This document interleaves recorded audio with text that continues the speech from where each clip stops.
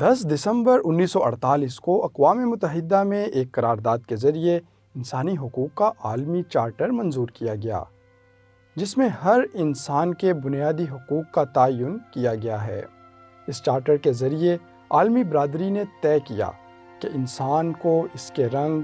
نسل، مذہب، جنس اور سیاسی نظریات کی بنیاد پر تعصب کا نشانہ نہیں بنایا جا سکتا۔ جدید دنیا کے اس اہم سنگ میل کو یاد کرنے کے لیے ہر سال 10 دسمبر کو اقوام متحدہ کے تحت انسانی حقوق کا عالمی دن منایا جاتا ہے۔ یہ دن منانے کا مقصد اس عزم کا اعادہ کرنا ہے کہ دنیا میں بسنے والا ہر انسان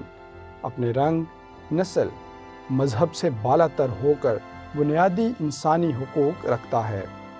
جن کا تحفظ عالمی برادری کا بنیادی فرض ہے۔ سال 2021 میں اقوام متحدہ نے اس دن کو مساوات کے عنوان سے منانے کا فیصلہ کیا ہے۔ 21ویں صدی میں جہاں ایک طرف ترقی یافتہ ممالک میں بہت حد تک عدم مساوات پر قابو پا لیا گیا ہے،